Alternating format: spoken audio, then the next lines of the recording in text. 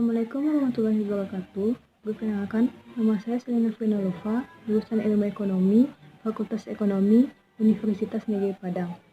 Di video ini, saya akan menjelaskan tentang mata kuliah Ekonomi Pembangunan 2 yang materinya yaitu permasalahan dasar lingkungan dan pembangunan yang ada di dalam buku Tadaro. Baiklah, langsung saja ke materinya. Materi yang pertama yaitu tentang ekonomi dan lingkungan. Di negara berkembang, lebih dari setengah jumlah penduduk yang kehidupannya aktif secara ekonomi itu sangat bergantung kepada lingkungan melalui kegiatan pertanian, seperti pemeliharaan ternak, perkebunan, kehutanan, perikanan, dan juga pengumpulan bahan makanan. Namun, dengan adanya degradasi lingkungan atau kerusakan lingkungan akan mengakibatkan menurunnya laju pembangunan ekonomi dengan beban biaya yang tinggi yang akan ditanggung oleh pemerintah di negara berkembang dan juga berkurangnya produktivitas sumber daya. Dan 20% dari jumlah penduduk negara termiskin di dunia, baik miskin perkotaan maupun miskin pedesaan, akan mengalami dampak dari degradasi lingkungan yang sangat tinggi. Dan ada 8 permasalahan dasar dari lingkungan pembangunan ini. Permasalahan dasar yang pertama yaitu pembangunan berkelanjutan dan akuntansi lingkungan.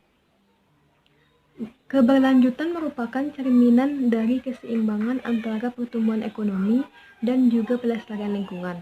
Keberlanjutan juga merujuk kepada pemenuhan kebutuhan generasi di masa sekarang tanpa mengorbankan kebutuhan generasi di masa yang akan datang. Dan dalam definisi klasik, jalur pembangunan bersifat berkelanjutan, yaitu jika dan hanya jika stok dari keseluruhan aset modal tetap itu konstan atau meningkat seiring dengan berjalannya waktu. Tetapi terkait dengan hal ini, sumber daya alam dan bentuk modal lainnya itu dapat disubstitusikan pada skala terbatas dan tingkat yang terbatas pula. Justru dengan adanya degradasi lingkungan atau lingkungan yang telah terdegradasi, maka sumber daya alam dan bentuk modal lainnya akan cenderung bersifat komplementer. Jadi, pesan implisit dari pernyataan ini adalah bahwa pertumbuhan di masa depan dan kualitas hidup secara keseluruhan itu sangat bergantung kepada kualitas lingkungan. Permasalahan dasar yang kedua yaitu tentang penduduk, sumber daya, dan lingkungan. Penurunan laju pertumbuhan penduduk akan membantu meredakan berbagai persoalan lingkungan. Namun, dengan menurunnya angka kelahiran, maka jumlah penduduk di dunia akan sangat bergantung kepada komitmen pemerintah di setiap negara. Dan cepatnya laju pertumbuhan penduduk telah mengakibatkan persediaan air, tanah, dan juga bahan bakar kayu itu sangat langka di pedesaan. Dan juga terjadinya krisis kesehatan di perkotaan. Hal ini adalah akibat dari minimnya fasilitas sanitasi dan air bersih. Yang ketiga yaitu kemiskinan dan lingkungan hidup. Kalangan miskin biasanya menjadi korban utama dari degradasi lingkungan.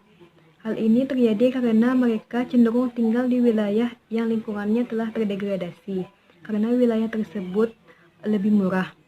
Sedangkan kalangan kaya akan lebih memilih menghindari wilayah tersebut dan tinggal di tempat atau lingkungannya yang bersih, walaupun mereka akan mengeluarkan biaya yang cukup tinggi.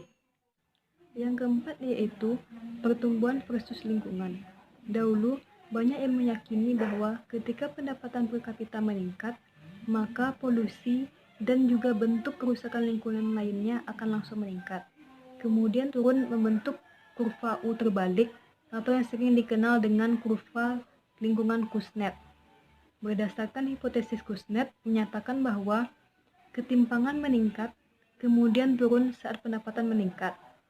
Berdasarkan teori ini, dapat diketahui bahwa ketika pendapatan meningkat, maka masyarakat akan memiliki sarana, dan masyarakat tersebut akan rela berkorban demi melindungi lingkungannya. Yang kelima yaitu pembangunan pedesaan dan lingkungan. Untuk memenuhi kebutuhan pangan yang semakin tinggi dari pesatnya laju pertumbuhan penduduk, maka diperkirakan bahwa produksi pangan akan meningkat 50% untuk 3 dasawarsa ke depan. Hal ini terjadi karena lahan di berbagai wilayah di negara berkembang itu mengalami eksploitasi yang berlebihan oleh penduduk, sehingga terjadi perubahan distribusi, penggunaan, dan juga kualitas sumber daya yang disediakan di sektor pertanian. Yang keenam yaitu pembangunan perkotaan dan lingkungan. Laju pertumbuhan penduduk yang semakin pesat, dibarengi dengan migrasi dari desa ke kota yang tinggi, menyebabkan jumlah pertumbuhan penduduk di perkotaan cenderung tidak terduga, bahkan hingga 2 kali lipat dari jumlah penduduk nasional. Hal ini menyebabkan hanya segelintir pemerintah yang siap menghadapi permasalahan ketersediaan air dan juga sarana kebersihan yang semakin parah di perkotaan. Memburuknya kondisi lingkungan di perkotaan mengakibatkan banyak penduduk yang terpapar bahaya kesehatan ekstrem. Yang ketujuh yaitu lingkungan global dan perekonomian. Saat jumlah penduduk dunia tumbuh dan pendapatan meningkat, maka kerusakan lingkungan global neto cenderung memburuk. Dengan menggunakan sumber daya yang lebih efisien, maka sejumlah perubahan lingkungan akan memberikan penghematan ekonomi, dan perubahan lingkungan lainnya akan tercapai dengan biaya yang relatif kecil. Sebagian besar kerusakan lingkungan saat ini disebabkan oleh negara-negara maju. Contohnya Cina. Cina saat ini menjadi penghasil emisi gas rumah kaca terbesar di dunia, meskipun pendapatan per kapitanya lebih rendah dibandingkan dengan kebanyakan negara-negara maju. Permasalahan dasar yang terakhir yaitu sifat dan laju perubahan iklim akibat gas rumah kaca. Para ahli ekonomi dan lingkungan mengatakan bahwa dampak dari pemanasan global akan dirasakan lebih cepat dari yang diperkirakan, dan dampak tersebut telah dirasakan di beberapa tempat di Afrika. Dan kesempatan untuk menghindar dari beban biaya yang tinggi akan relatif kecil, sehingga negara-negara maju harus berinisiatif dan menanggung beban biaya dari pemulihan dan juga beradaptasi di negara-negara yang berpendapatan rendah. Demikianlah materi yang dapat saya sampaikan. Apabila ada kesalahan kata, mohon dimaafkan. Wassalamualaikum warahmatullahi wabarakatuh.